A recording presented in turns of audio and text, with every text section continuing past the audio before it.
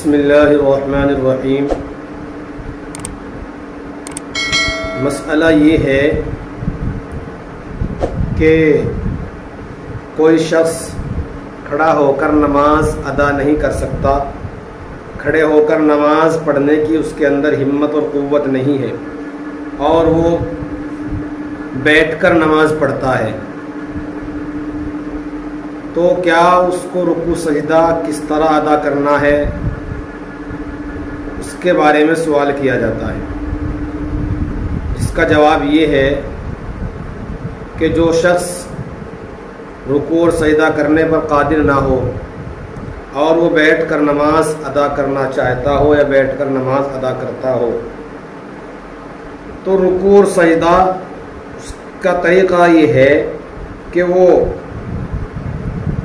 جب رکوع کرے تو جھک جائے،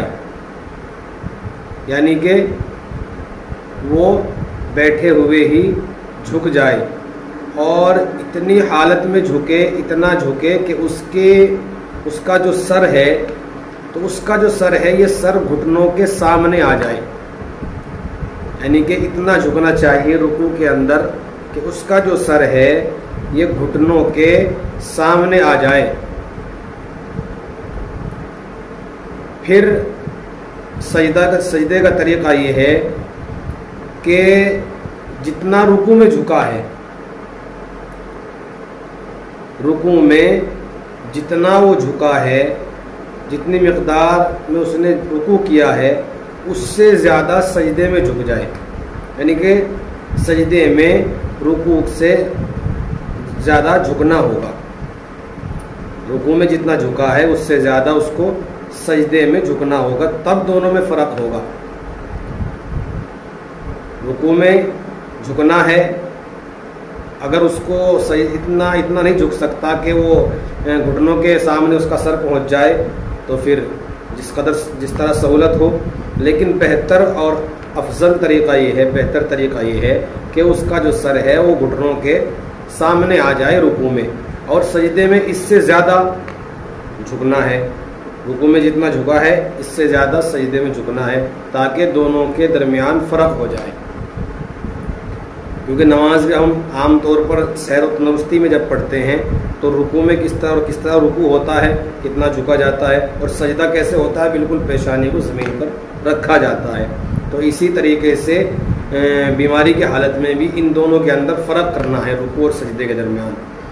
ورنہ مسئلہ یہ بیان کیا گیا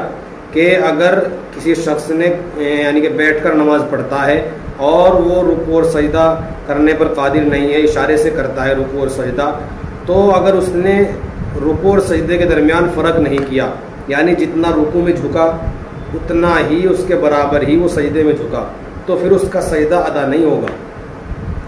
کیونکہ اس نے رکوع اور سجدے کے درمیان فرق نہیں کیا، اس لیے رکوع میں جتنا جھکے اس سے زیادہ سجدے میں جھکے، اور اگر دونوں میں برابر رہا، رکوع میں بھی اتنا ہی جھکا اور سجدے میں بھی اتنا ہی جھکا، تو پھر سجدہ ادا نہیں ہوگا۔ اللہ پاک عمل کی توفیق عطا فرمائے، اور اللہ پاک ہم سب کو صحت کے ساتھ، تندرستی کے ساتھ تمام عبادات پر